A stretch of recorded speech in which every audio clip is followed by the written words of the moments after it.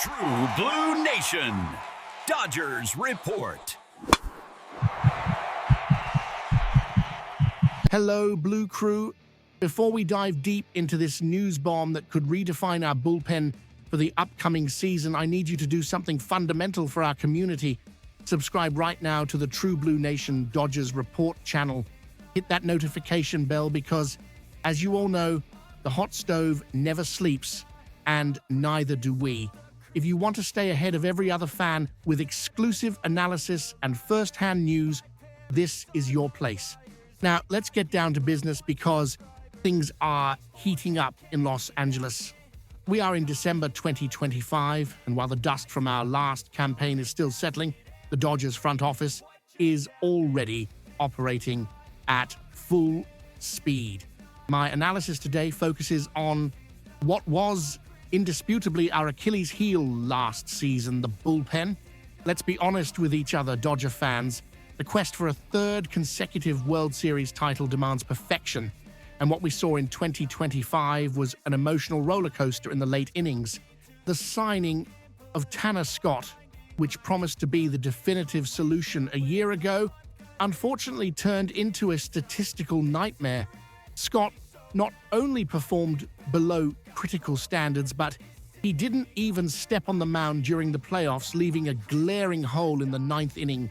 We had to improvise with Roki Sasaki taking on that role during the postseason, but my sources and internal logic indicate that Sasaki will and must return to the starting rotation in 2026.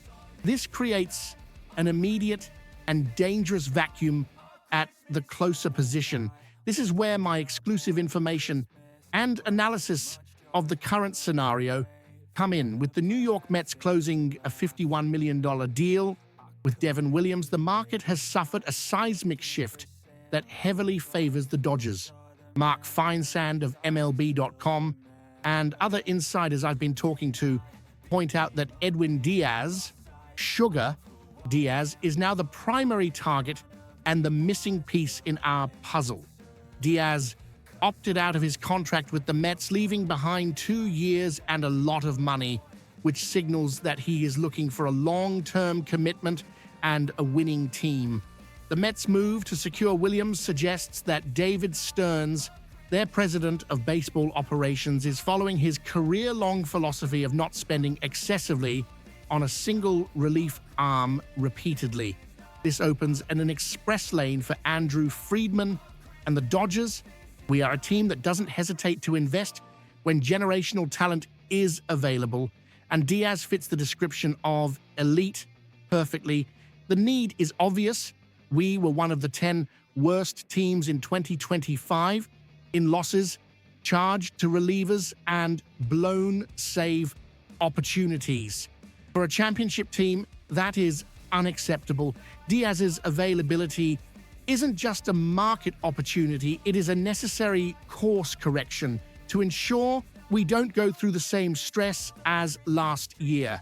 Moving into the second part of this analysis, we need to look at the numbers and the strategy behind a potential signing of Edwin Diaz. We aren't just talking about another pitcher, we are talking about a probable future Hall of Famer who has already accumulated over 250 career saves. At 31 years old, Diaz still possesses an electric arm, and his fastball averages 97.2 mph. But what truly separates him from the rest is the combination of that power with the movement and tilt of his pitches. His slider, when it's on, is practically unhittable. Analyzing the advanced data from the 2025 season, Diaz had a phenomenal year from a sabermetric perspective. He ranked above the 94th percentile in whiff rate and chase rate, swings outside the strike zone.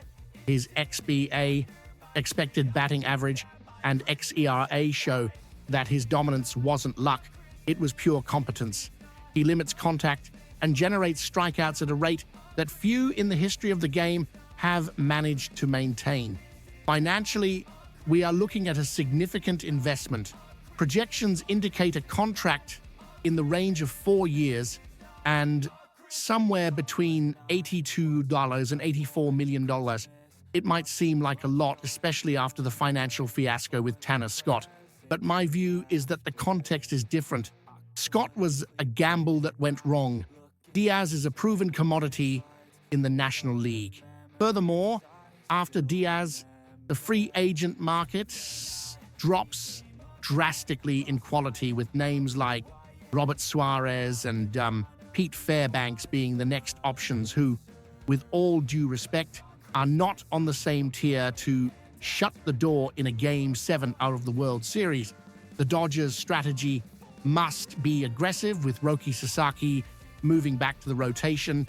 We need that certainty in the ninth inning. I believe the front office understands that the cost of not having an elite closer is higher than Diaz's salary. Losing winnable games in the late innings demoralizes the team and exhausts the rest of the bullpen. Bringing in Diaz would also be a psychological blow to rivals, showing that Los Angeles remains the ultimate destination for baseball's best talent. My prediction, based on the Mets' move with Devin Williams and our glaring need, is that the Dodgers are, indeed, the favorites. Friedman knows he can't enter 2026 with doubts at the end of games. Diaz brings energy, he brings the trumpets, and most importantly, he brings outs. In summary, signing Edwin Diaz isn't just a luxury, it's a strategic necessity to bulletproof our title defense. The Dodgers have the money, the motivation, and the open spot. Now, I want to hear from you, Dodger fans.